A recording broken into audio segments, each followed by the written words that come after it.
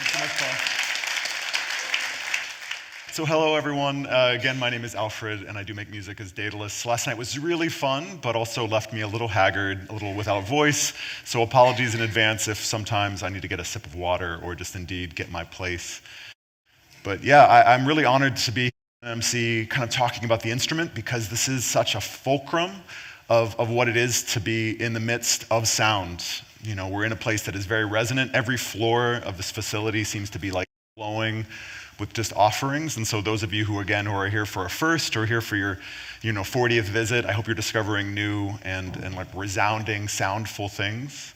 I will say, in addition to what was mentioned, so I've just recently become an assistant professor of electronic music performance at the Berklee School of Music, Berklee College of Music in Boston, which means that I'm like inundated with this idea of like what is it to make a life in sound, and indeed to use like non-traditional objects to create that and envision that reality that we now have. So this journey for myself, though, began without it being so non-resonant. When I was a young person, I was the beneficiary of growing up in Los Angeles, California. And there, in elementary school, they carted out an orchestra, and they asked us to look amongst the instruments and pick our like future, like what we wanted to maybe explore. I picked the bassoon. And it was like, mwah. And they're like, you're too small, you're gonna play clarinet. And I was like, oh, dang.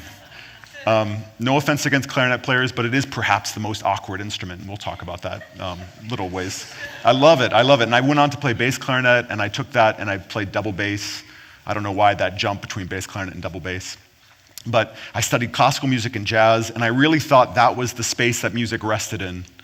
You know, like proper music writ large, like the life you could do in the thing. And in that way, I equally thought that instruments were resonant bodies that you would put air into or you would put your fingers on, and when you performed and played, that was what music kind of existed in. So going forward just a little bit, when I was still a little too young, and apologies to anyone in attendance, this is not what you should do. Anyone who's a little young and thinking about these things, don't do this. But when I was about 13, I started going out to raves in Los Angeles. You know, it's what, we all explore our space. And at these events, I remember my very first one, and this really like altered the course of my river. I saw a DJ performing, and it was this hellacious mix of music that I'd never encountered before, never really as vigorously. The radio had a little bits and bobs of electronics, and I was lucky that our dial could tune into those things. But indeed, this DJ was playing all these breakbeats and sounds. This was like 92, 93. And I thought fully, and this is to my embarrassment, that DJ was creating everything on the spot. I was blown away what was possible. And fast forward like a day or two after a little bit of exploration, and like indeed not the case. This DJ is playing a lot of other records, but I was hooked on this idea that a single instrument could produce a huge assortment of sounds, that like from a fulcrum, that lever could then be expressed across a whole musical range of vigorous, intense music, hopefully kind of like some of you experienced last night, but we'll get there. So before I get kind of going in terms of the wherewithal things, I want to ground us a little bit. I want to do a mindful exercise. Those of you willing to maybe close your eyes. I know we're in like a shared space, but just for a second, just close your eyes, and I want you to envision an instrument.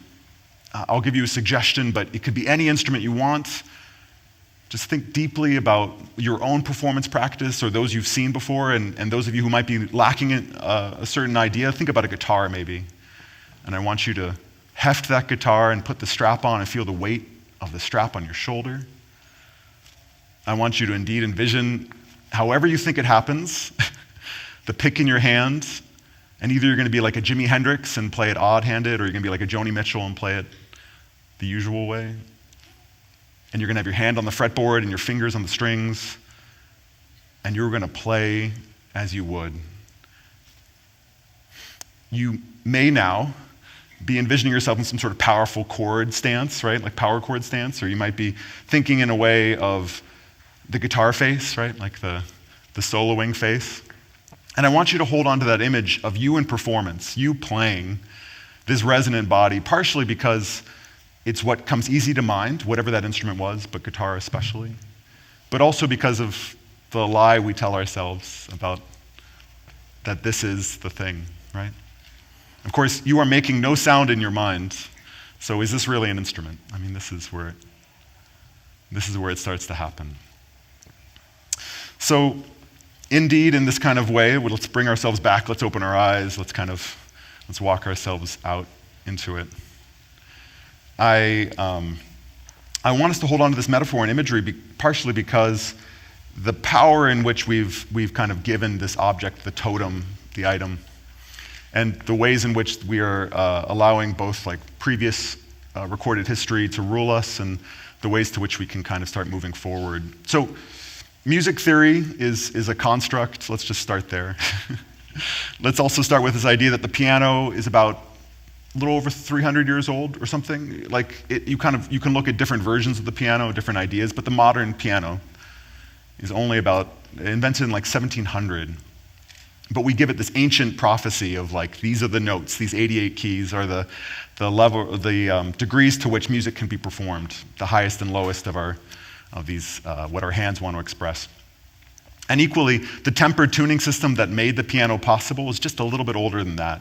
So we're living in an invention that's relatively modern. We have plenty of written music that predates this moment in time of the proper piano, the pianoforte. And yet we're still exploring the space as if it's like the tablets, the ancient written words, especially if you come from a music education standpoint. There's these people who hold dear these ideas, and of course, they're just inventions that we've told ourselves for a variety of reasons.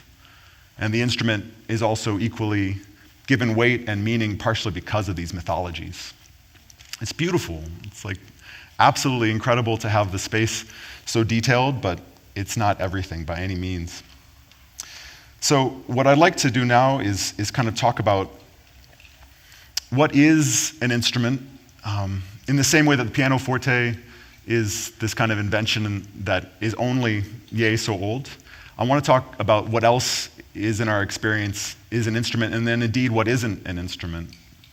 So how many of you here would consider a blade of grass an instrument, right? Maybe have performed it yourself, you've held it in your hands, made a buzzing sound. It maybe doesn't make the full range of our experience, right? Like maybe you can get one good note before it like cracks in half, or maybe you can have like the dexterity of like bending it a little bit. And how many of you here have like taken your kitchen spoons and like played them about, right? Like noisemakers, sound machines. So let's start talking about what isn't an instrument, because obviously everything in our household, everything in our kitchen is an instrument. We've already established that. Everything outside in nature is an instrument, potentially, if you're willing to bang on it loud enough or blow into it.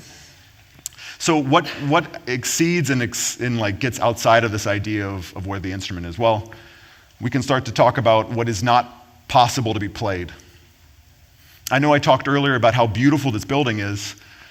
Do you think that this building itself is an instrument? Is it possible that with a loud enough clang we could make this thing sing? It's possible, right? Like difficult, certainly, but the technology is maybe out there.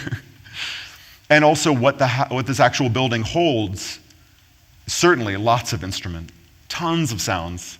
So does that decrease the actual possibility that the building itself is an instrument, right? Let's also take the same metaphor outward. So like we have these big things that are maybe difficult to be played, but potentially noisemakers, sound machines, these kind of things. And what about on a small scale? Like what's the smallest degree to which we will leave the instrument space? Like, is it the kind of thing that we can't touch or deal with? Is it the kind of thing that doesn't make a sound loud enough for us to hear? Is it possible with some kind of amplification that we could render that thing an instrument, big or small? And then also, of course, the things that we just don't imagine to have instrument in them. I mean, I know all of you picked up your guitar, put your strap on, strum those strings. But of course, again, like it wasn't making noise. No offense to your imagination, your possible display of guitar face and whatnot. But it wasn't actually creating sound in that moment. So I'd like to challenge our notions of what the instrument might be in that case as well. But we can hold that stuff dear. So we've established now a little bit of what the range of what is typical and what is maybe at the very verge of instrument. And so I want to start talking about biology ever so slightly. the biology of a hand, the span of a hand in terms of performance, the biology of our ear to kind of contain sound, what we're looking for when we're looking for performance and we're looking to make an instrument.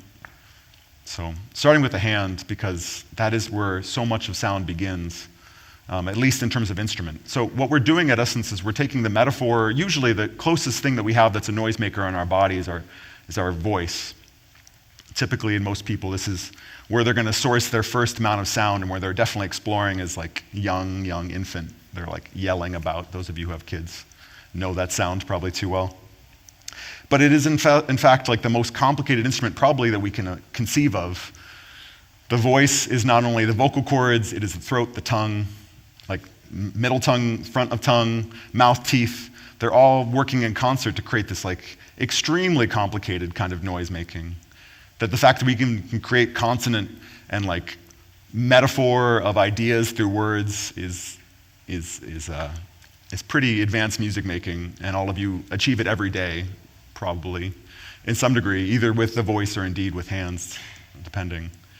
So I just want you to remember that too, that you are containing one of the most complicated music noisemakers that's ever been conceived of, and you are carrying it with you, and that we oftentimes try to fit some of these same ideas into our hands. We try to fit some of the same metaphors across these digits in ways that it's like clunky as all together. And we can talk about that in a minute. So in terms of a hand, like let's go back to the piano that is now not so old. And the span of a hand is roughly an octave, right? Those of you who have played keyboard instruments, maybe played organs, sustainable things, or just like, or mildly sustainable instruments, you know that the pressure to which you achieve on the hand is the loudness, the amplitude to which that instrument is going to sound.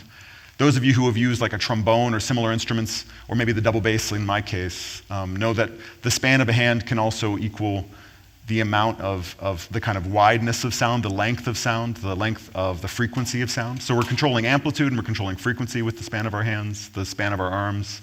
Our biology is like starting to impart these ideas. And of course, the way our ear then resonates and hears back to that kind of, those ideas about octave or about kind of the basic kind of maths that we'll get into a little bit. So, and then finally, that's the same thing I mentioned before about eyes, perception of sound. What we look at when we're looking at someone performing. Who was here last night, maybe a little bit in terms of that performance?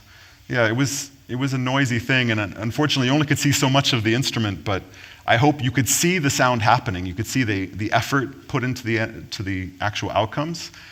Digital as they were, and digitally enabled as they were, there was a lot of what goes on in a performance or what goes on in an instrument has to be visibly performed in some way. You have to kind of see the action, the hit of a key, or the movement of an instrument, the movement of the sound in the space to kind of start to incite a visual cueing. And so this gets us to an interesting part of our biology. It's kind of a weird trick of our mind. Are you familiar with synesthesia? How many of you have heard that term before? So apparently, supposedly, and by some kind of science, we're all synesthetics before we're 1 year old. We're all taking in all this input from the world, and our mind is slowly sorting it out. So you might hear a loud sound and it looks like a bright light, or you might smell something particularly tasty or aberrant and render it into sound. And the brain is doing this in a very chaotic fashion, and slowly over time it becomes striated and it becomes in its individual box. So we kind of start exiting these ideas, and yet we keep aspects of this there our entire life. We keep aspects of the fact that when we look at a sound in action, you look at the actual inciting moment, you hear something, even at a small level. You might not even realize how present it is, but oftentimes it's very much tied to an expectation of action, expectation of sound, an expectation of a reaction. And so we're kind of creating the instrument from thin air. We're kind of creating the instrument from a series and set of expectations that have been garnered by years and years of possibly seeing performances or just watching others kind of do the action. But it's much the same of any kind of communication. You fill in the blanks, you hear the words, we edit out from our reality. So all is to say is that we're like very biologically important to the actual act of having our instruments. And it's not something to be forgotten, because if you are inventing that instrument, if you are exceeding what the guitar or the other thing that you initially put on will be, which we'll deal with later, I want you to start to think about that now. In what ways could you make that sound source bigger and more biologically enabled if that's possible? So sound itself is a funny thing, and I wanted to kind of propose a question in the same way that we were being mindful before. If I were to stand at my imaginary keyboard and play, where would the sound be coming from for you in your heads? Would it be from my hands, from the instrument, from the sound system? Where does that sound sit? And indeed, where does the performance then sit in the midst of that sound? Does it sit in my hands? Does it sit in the instrument? Does it sit on the sound system? It's kind of funny to tackle this idea because obviously it's from like kind of everywhere, because without the hands, there's not going to be that action of sound, and without the instrument to kind of move the speakers, it's not going to start to happen, and equally without the sound system, you may not even hear the outcomes.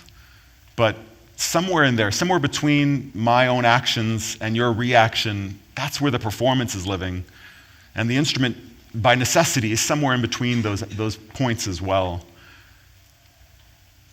So, in saying this, I want to then take it to this other weird spot of the synthesizer. Synthesizer was roughly invented in 1955, the first one that we give credit to, at least. There's lots of outliers and kind of inventions that maybe are before. But 1955, RCA makes this synthesizer that's the size of a room, and it takes punch cards to feed what is essentially like a digital system sound. And you would kind of wonder why somebody would invent a thing that was the size of a room to try to perform what would be plausibly done on a much smaller system. You know, I mean, grand pianos being grand pianos, but like, let's just say anything, like any little noisemaker, again, that blade of grass, a bunch of spoons, kind of whatever else we decided could be a music maker. Why do that? Well, part of it is because the synthesizer has the unique action of being able to prescribe and create audio in a way that is inventive, literally taking the building blocks of sound, those waves that we talked about that have amplitude and frequency, and kind of starting to create complicated sequences that start to resemble, in 1955 not so much, but start to resemble an actual kind of sound space, and start to exceed what our hands can do, start to exceed what we're potentially creating. And although that RCA synthesizer isn't present in this room right now, you can imagine how unwieldy that is and how much that kind of starts to resemble the kind of quandary of like, is that an instrument really? It's the big as a room, it's not real time, it's kind of a ridiculous one. And you know, you could still bash it and probably make sound on it, but it's different. It's different. You probably wouldn't want to do it too. It's very delicate. I actually visited one of these at Columbia University in New York. And yeah, it's a dusty old thing that was like, looks so non-musical, right? Like it's just like sitting there. It looks much more like a calculating device. But indeed, that's kind of where the fire started. You could also look at something like the theremin earlier, that was like 1928, that created music by radio waves, the distance between different frequencies, and had no touch at all. Super wild and inventive, but I would propose maybe partially, is that an instrument if you don't touch it? Well, sure, but that's in its own kind of quandary. So, fast forward a little bit to this space that we're in right now. This collection here, I've been visiting a little bit for the past couple days, both the organs and some of the instruments. It's phenomenal. It's remarkable. We don't have Tonto in here, but like history and like actual sound space, like hidden in the instruments. Probably if you shook them hard enough, they would just like notes would pour out from a lot of these things. So there's a selection around me of the kind of greatest hits of like the commercially available. And even though these instruments might not look super, you might not know exactly where they're all sourced from, you know, they may have unusual kind of feelings to them. You've heard them on dozens of songs from any of the point that they were released, or even maybe before some of them, before they were released, people who got like in at the ground floor, so to speak, of the instrument. And where they took it is yes, it's all part of our musical DNA. It's all part of us in these kind of ways that's just so fundamental. So starting with the earliest version of the synthesizer idea, it's going to be the Moog Mini, the Mini Moog. How many of you here have ever played like a true analog synthesizer, like move faders? Yes, I love this. All of you. Goodness gracious. So you've been bitten by the bug. You know exactly what's going on. This is like, yeah. Yeah, this is perfect. So the Mini Moog it was kind of commercially available in 1970. It is credited as being like the first really in the hands of musicians, not big as a room, not unwieldy, not just modular devices that end up being musical, but like kind of a fully serviceable musical unit that is reliable enough to take on tour.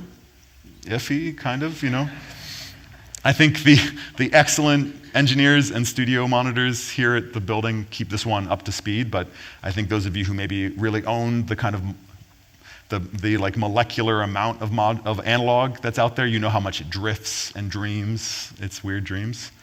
I want to just play for you a little bit of that sound, see if it incites any visions of previous records and recordings that you might have heard, and kind of think about that idea of amplitude and frequency, and indeed what a hand does. Now, it has a keyboard. It kind of resembles. How many of you here were actually also at the Susan Ciani performance just a few minutes ago? Yes, you made the good decision of being here in the quad space.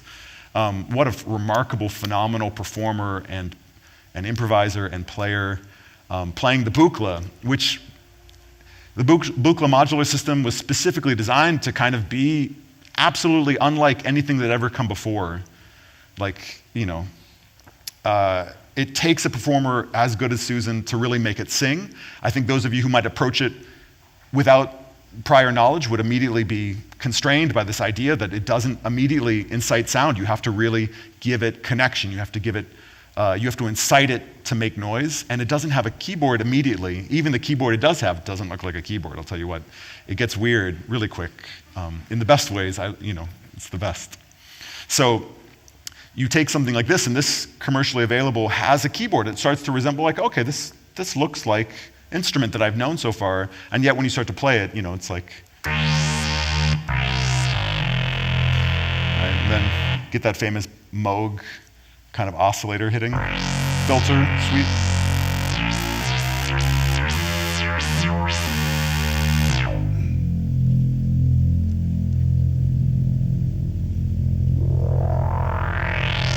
It's like so many movie soundtracks, so many records start to get way funkier than I did on that thing. But you can also imagine too, when you take somebody who is used to all of that recorded history that classical music and just normal music theory proposes, and you start to really mess with the basic idea of the association of pitches, you start to go with semitones, you start to kind of imagine a world that isn't so ruled necessarily by like proper arrangement and composition. It's easy to imagine how the kind of in general music world can shift and change to the kind of place we start to be in now, where music and sound doesn't live necessarily in one person soloing over a backing track, but rather everything's a confusion of frequencies. So let's fast forward slightly in musical history to 1978. We have the Prophet 5. I don't know why it's exactly 5. I'm sure there's like 1, 2, 3, 4, but Prophet 5 is where they got that sweet spot. Commercially available in 1978. It takes a lot of what was happening with the Moog and does these two key things. One thing is it's the first polyphonic synthesizer that was commercially widely available. Those of you who may know, polyphony is the ability to play multiple notes at the same time. Again, back to the Moog, we have the idea if I play the chord. No, it's not chording, it's just, yeah. Actually, if you want to see something really funny, if you watch Flock of Seagulls, is a classic band. They have a video from some years ago where they're playing their hearts out on the synthesizers and they're playing all these chords on machines that are clearly monophonic. Just poor taste, but that's how it works. No offense to nothing, it's just that thing. So you have the Prophet 5, and you have the sudden addition of polyphony, as well as you have the ability to save presets. Those of you who grew up on any of these older machines where you couldn't save a preset, the idea of being able to memorize all the moves you had to make to dial in a sound, that was playing the instrument, was basically just adjusting it till you got roughly in the right space, and by the time you were done getting back to wherever you were the previous day, you would probably be done with playing it for the day and put it away, which is crazy, but yeah. So the Prophet 5 gives us the ability to save presets and start to make this other idea of performance possible. I will play now badly some polyphony. Yeah. And in addition, you start to have some other kinds of matrices.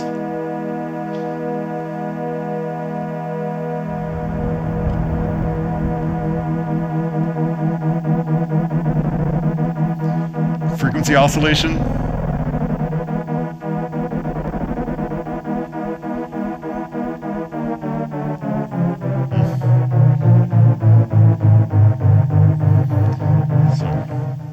Nothing too revolutionary in terms of what I'm doing, but in terms of the records that it was on, incredible possibilities. So you start to take the span of the hand, you start to take all the possibilities from the piano previously, and you start to expand upon that idea with the idea of multiple oscillators doing work, the idea of analog being able to start to resemble the kind of instruments that we classically know, but exploding it out into places that things like the pitch bend, mod wheel, and LFO, and these other kind of terminations that you may or may not be familiar with. It seems like many of you are powerful users of the magic of synth, so we don't have to totally get into it. But at the same time, it's this idea that this instrument is kind of speaking to itself. It has these kind of functions that allow it to exceed what the twist of a knob or the span of the hand can do immediately. You can actually do things that are much more powerful and function by the fact that it can be controlled by a single knob, wheel, or adjustment. And then finally, another piece of classic gear that's here, those of you who can see it, this is the Linn drum, commercially available in 1982. And on like every recording ever from the 80s on, 82 on. It's really remarkable. I will now give you a bad rendition of Boots and Cats. Do you know the classic song Boots and Cats? You heard it a lot last night. It's a good one for reasons. Boots and cats and boots and cats and boots and... So one of the innovations about the Linn drum, as badly as my finger drumming can make it Insight sound, it's samples. And this is one of the first commercially available sample-based instruments. Now samples, you could argue, had been used in music in ways that was very not real-time. How many of you are familiar with the term musique concrète? Right? A few of you. So musique concrète is the practice of taking existing sounds, usually sourced from indeed anywhere, to create composition. And a lot of times it's an assemblage idea. It's like a collage in the visual sense. You take these disparate sounds, and by juxtaposing them, you create new ways of understanding our world or new ways of kind of diving into sound space. And so the idea that that stuff would be available real time, in this case resembling drums, but you can imagine the ways that even what could be sounding like a real drum, when you start to do things like pitch operations, so these toms, really exceeding what the drum set can do in real time, but also exceeding what our expectations are for the kit.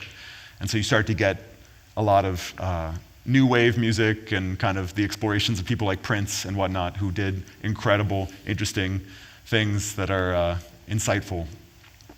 So with these instruments in mind, I want you to kind of start to expand the idea of what got us here. Indeed, these were oftentimes showing up on stages. I mean, they weren't cheap in their like heyday. They weren't the most like the easy to afford, but they were performative in a way that was transportational. It was like profound and changing. These instruments and much more are available here to be explored. Those of you who can indeed check them out or find time, I'd highly recommend that you spend way more than the little, like brief little fidgets that I did. But I know we're going to be running out of time in a second. I want to make sure there's like ample opportunity for questions. What I'd like to then extend this idea into is kind of my own approach towards sound source. I'm much more in the Linn drum camp. I love the idea of samples being not only this sound source that we can kind of play into, but also fingerprints. These instruments have their like points of view, partially based on their limitations, but also based on like years of recorded history that have been imbued into them. And every single sound experience that we've kind of accumulated have this aspect to it. So when I'm playing, I'm using this machine here often. This is called a monome, and it is one of the most non-instrument instruments that I can think of, because indeed it barely makes a sound as such. It's completely a controller. It doesn't have sound imbued into it. It isn't a resonant body. But this is what I've made my life in for the past like 15 years. Not this one, but basically this one. And it's sending OSC messages, which those of you may know, it's like similar to MIDI. Now, MIDI is not something that features on these instruments, but it was an invention right around the same time and allowed for our hands to even do more as they were able to communicate with other instruments and indeed kind of extend the metaphor outward. But OSC is another layer of invention that's been now included on top of it. And so I'm controlling sample sources to create complicated, at times, arrangements of imbued kind of waves of cresting and crashing ideas that kind of resemble dance music sometimes. I mean, those of you who maybe did a little bit of that last night, that's where we're at. And it's by the power of then what is now, at essence, the DAW, the computer, that I'm allowed to do that. The DAW that then exploits the span of our hands, the kind of the possibility, and then increases the space to which we're allowed to invent the instrument into. Those of you who've seen creative coding, have any of you heard of demo scene before? It's weird. It's super weird. People like live coding on the spot. You just see lines of code, and then they execute in like songs and visuals. It's, again, atypical. You can't really imagine that the static computer in kind of motion could then yield a musical result, but of course it's just the extension. It's just the same kind of idea iteratively over time. We have to expand our notion of what instrument like allows and is. And we will be forced to, because it will always do it in unusual ways that kind of create the space. Now, I want to circle back to that same idea earlier of the guitar face that some of you were doing. So much of performance is that kind of giving it to the performed to, allowing both the kind of communication that happens in between us, where the instrument is lying, indeed, if you were to believe me, that the instrument is somewhere in between us, that by that common consensus we create the instrument space. And so oftentimes it just comes down to the effort and energy into which we're going to be kind of spelling into the space. So last night I had plenty of guitar face in like modular ways, or like, kind of buttoning kind of fashions, but all very meant. I think we're all very good at detecting the lie of performance. Like when you see someone who isn't really heartfelt into it, I think that's one of the other places that the instrument isn't. It is not where you don't have reaction. It is very much where the interaction is possible. So we're partially inventing that space, but that same kind of possibility is yielded in places that are unusual and might catch us off guard. I'd really highly recommend that, indeed, that as you kind of create your own instrument, be it ones that are full of noise or ones that aren't, that perhaps you allow it to be the kind of thing that is fully able to be expressive in ways that might go against our kind of common ideas of major or minor scales, go against our idea of like controlled interactions or wild interactions. Somewhere else, this music culture is going to exist. Because if you think about most music that's on the airwaves, you can't point out one instrument. There isn't like, oh, there's a guitar, or there's, unless, prior to a certain era, but I'm talking like modern pop music. It's like, what is this omnisphere patch I keep on hearing everywhere? It's cool too. I mean, Omnisphere is here. Thanks, Omnisphere. But yeah, it's like everything is this amalgam of sounds that we've kind of given a lot of credence to. And oftentimes you'll hear that, again, that kind of most complicated of instruments on top of it all. You hear the human voice, as auto-tuned as it might be, just cresting along, surfing on the top of these waves of like ambiguous but like noiseful sounds. So you could kind of imagine the person performing them in studio, performing them live, but in ways that never existed on a key, traditional keyboard, never existed necessarily with the twist of a finger.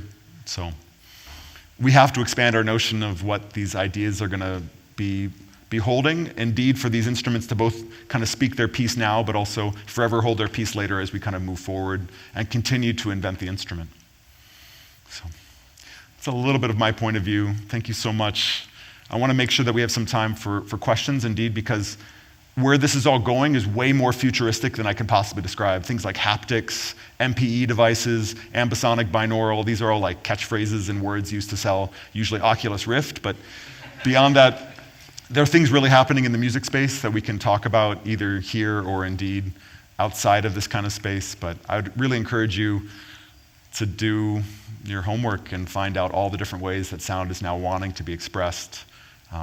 You'll probably encounter people right next to you as you are sitting, or those of you who are online can like look up terms to immediately access some of this information, because I bet you there's innovators, inventors, wild music makers all present right now who are like rewriting our future.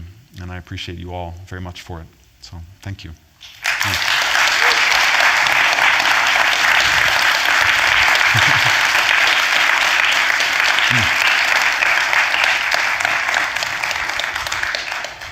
Do we by any chance have any questions? There's like no stress whatsoever if those of you who are like done in the world and are indeed, oh yeah. I think there's a mic that might be surfing your way, which is, this is gonna be a difficult dance for Paul. Thank you so much, Paul. Yeah. Hi. Hi. Thank you. Thanks.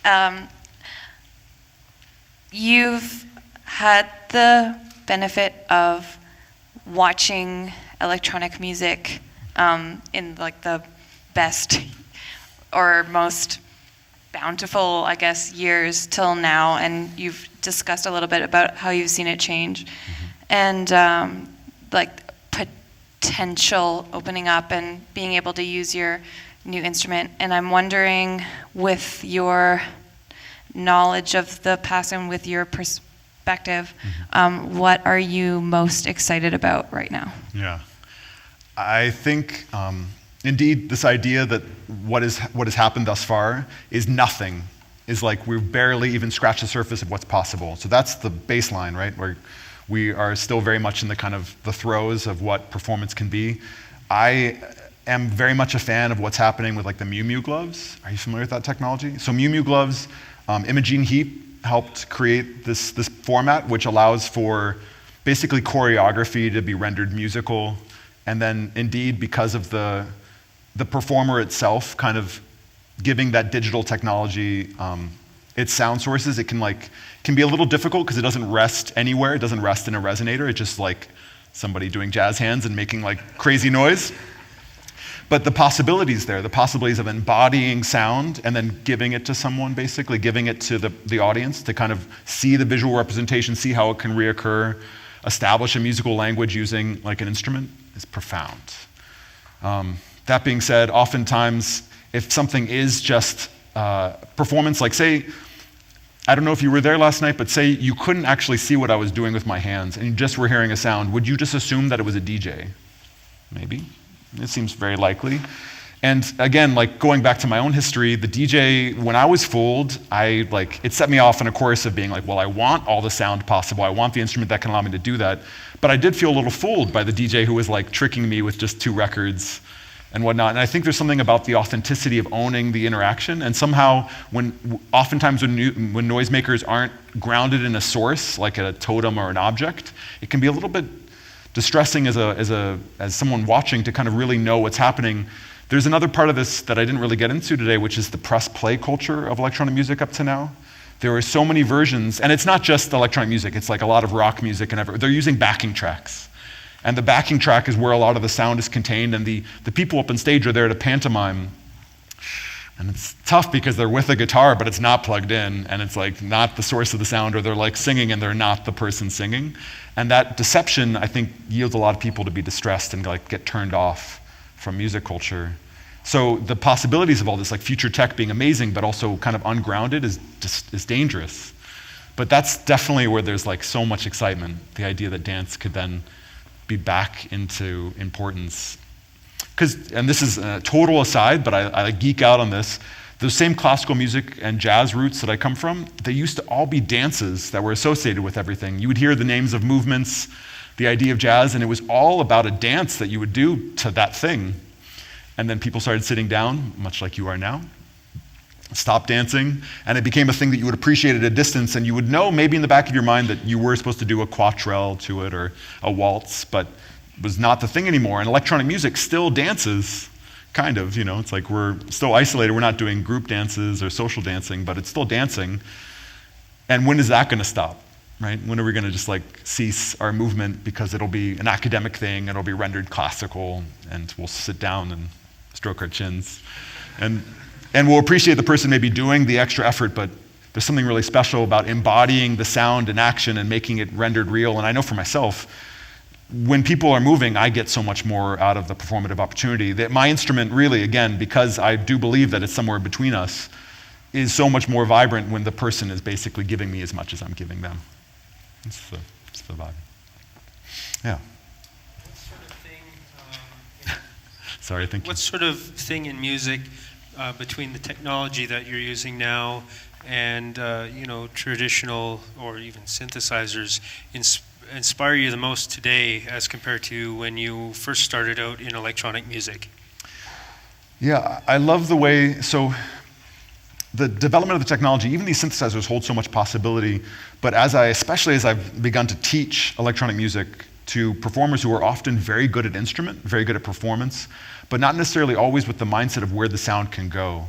And so I really think that in some ways, the kind of set of noisemakers that are possible, technology like wavetable synthesis, which has been around since the 90s, late 80s, holds so much more possibility now that we're like combining it with digital sources, that we're getting it away from like the static confines of a certain interaction. We're really exploding the idea of sound, and you have music that's really taking advantage of that, like the future bass scene, and it's like endless hellacious drops that are just like big as mountains avalanching on your head. That isn't always fun for like 6 hours, but in these brief moments, it's incredible. And in some ways, taking these often these students who are performative, but showing them a world of sound, or taking people who know the world of sound, but then showing them that they can really perform it in vigorous fashions because of the instruments that are possible. And indeed, you have people, so like I was saying earlier, that these instruments themselves are incredible, partially because they're like relatively affordable at their time, let's say, and that they're the concise idea, complete, different than like what the modular world held at the time. There was modular synthesis that was possible, but it was like really wily and it took up a lot of space. And sometimes it was very non-described or very non-performative, performative. And now you have a completely different realm of modular that's coming along that's both taking all like digital ideas, analog ideas, amalgamating it together and making it kind of affordable, like sort of affordable. Any of you who can borrow somebody else's module or system is doing great, but it really makes a lot of like new interactions possible. And I see the way people are doing hybrid systems where they're not letting any one system be the thing that leads them forward. They're exploring and expressing like controllerism, modular computer systems, especially computer systems that can control modular, which is relatively new as well. And like, Susan Ciani is a great example. Been performing forever, not forever, for a period of time, and been advantaging it in all these different ways to create new formats, and indeed using digital, using modular, and like really like showing us what's possible. It's beautiful. Yeah. Yes. I'm always sort of fascinated by the balance between the predictable and the unpredictable in live performance, and I think the monome is a great example of the sort of consistency of a button press versus the sweep of a more continuous control. And so I thought maybe if you could talk about how you balance that in a live setting, and sort of like how much of a performance do you go into with a real plan in place, and how much of it is of the moment, and how, I guess, the sort of more modern approaches to adding that continuous control and variation, and how you sort of see that going forward with MPE and all these sorts of fastenings. Yeah, the fight between order and chaos. It's like the traditional idea of music was actually an idea between the fight between the Apollonian, the kind of the ordered and reasoned, and the Dionysian, the wild and like mischievous and like wine drinking. I think, who knows, but who's going to win in the end. But that fight between those two ideas of what music could contain, I think, is still very vibrant, still very much of a reasonable conversation. And so for my own personal practice, I like this idea that I have a game plan that's general. I know roughly where I'm going to begin and roughly where I'm going to end. I have shapes that I think are cognizant, like consonant, cognizant, like they're starting to be an idea, a thought, and that you deviate and you explore elsewise based on what the impulse is from the audience. Now, last night maybe shouldn't have been as intense as it was, but it felt right. It was in the same space, facing the opposite way, and I felt a whole room of possibility. And part of that is that the definitiveness of a button press and what could be received by the audience, I could kind of watch them start to unfold the action. There will be a button press, there will be a change of sound. There will be a point in the button press where I can play along that same line and you'll hear a different sound. And just by those simple like kind of displays, I could kind of see people starting to like follow along and kind of know that when I was really going for something, there would be a dynamic change happening, and people would breathe in a certain amount of anticipation, both based on the sound source. But what they don't see necessarily is that I'm constantly looking amongst these group of samples for what I think might come next. But I'm blundering constantly. I'm shuffling through samples, seeing what might kind of be frictional or might be kind of discordant enough to lead us towards, like, compelling enough for a new moment to happen.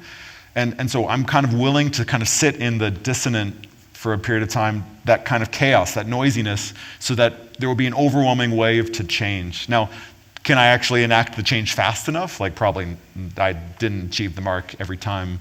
I have some practice on the instrument, but it's still to be determined how that outcome works every night. I like that personally. I like the fact that there is the chance to fail.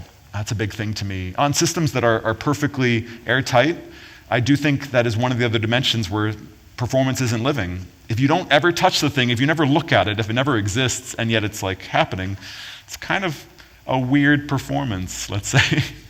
And yet at the same time, it's like, it's viable, it makes perfect sense. Going back to your point in terms of the kind, or like going back to the idea of like the culture that exists that is very press play, I can kind of understand where you have these huge shows that have like pyrotechnics and like big light shows. Like it's more of a movie than a performance. And if it doesn't happen perfectly, if something's off, it feels wrong, it feels frictional. So of course everything's done pretty much at the audio desk. They'll press go, it'll start to play like a movie.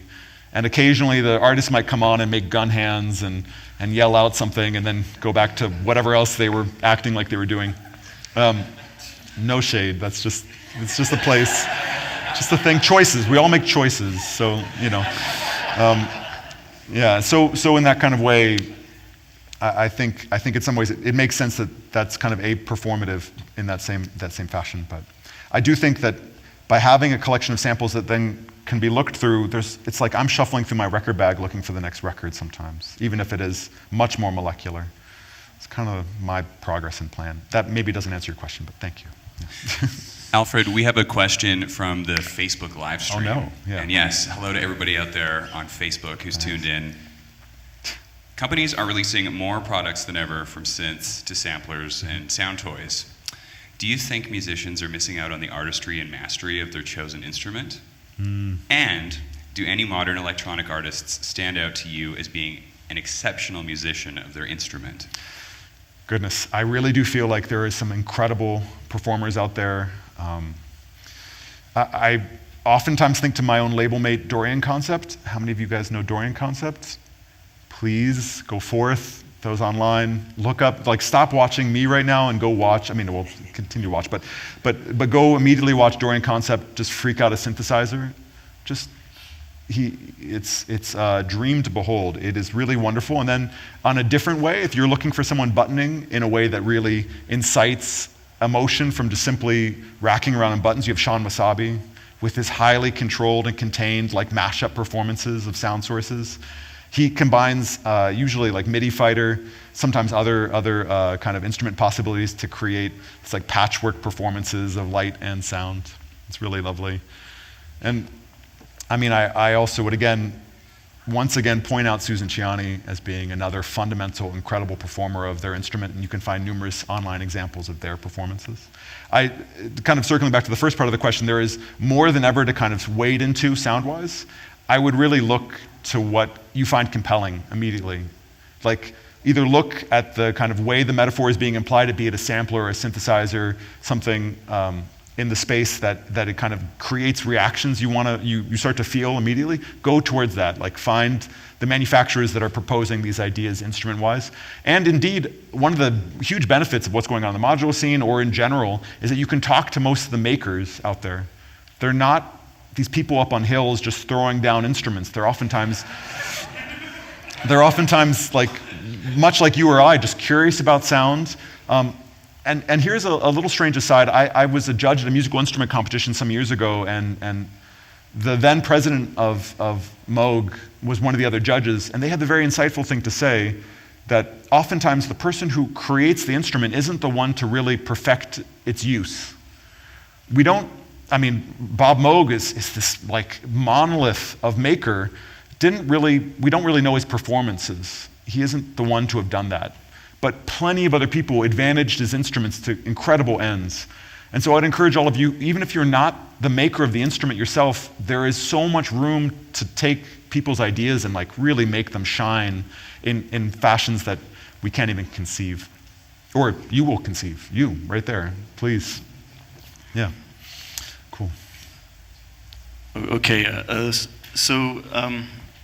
while you're talking here, I'm thinking about I read this interview with Autechre, and they're talking about there's so much possibility with the tools, the instruments that we have, but a lot of artists will end up just falling into what they know the audience wants to hear, and like there's so much freedom with what we currently have and what's being invented, but like there's just a narrow band of what people are willing to make for other people in general, and I'm like, that dynamic is really interesting, and it's kind of unfortunate but yeah, that's sort of what it is.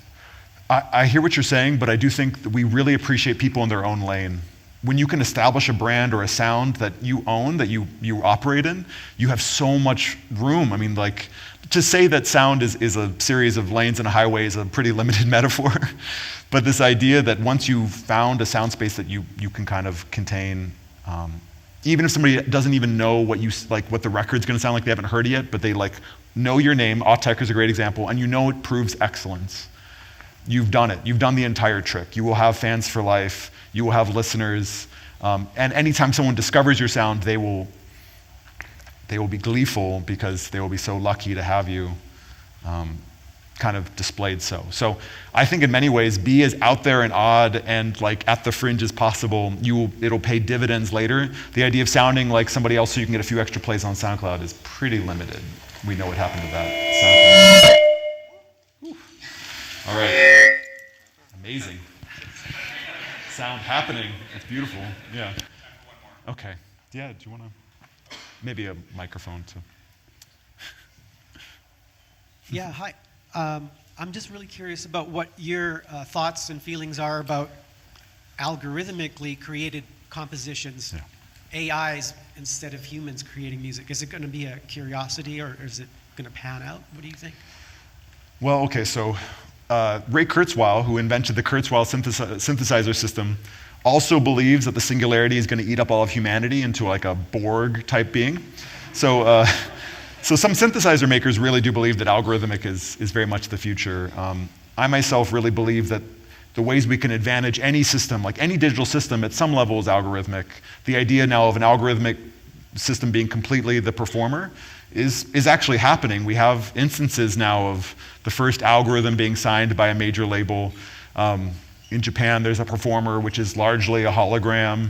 And this is happening. We're in our dystopian future in a variety of ways, and we in many fashions we can either embrace this possibility, much like we embrace the digital control system, or we can repute it and kind of limit the span of our hands. Like the cleverness to which we've been inventing the advantages of, say, digital systems will continue in these other ways. If we make it performative versus if we make it something that is going to basically X us all out. Is our decision. It's a slightly tough one in some fashions to kind of really hone in on the ways to which we want to spend our time, because that's our most valuable resource. So if we spend our time asking curious questions, making interesting music, it's going to pay back in dividends, versus if we start to only listen to chill beats to study to, we're slightly doomed. So thank you all very much. Appreciate it.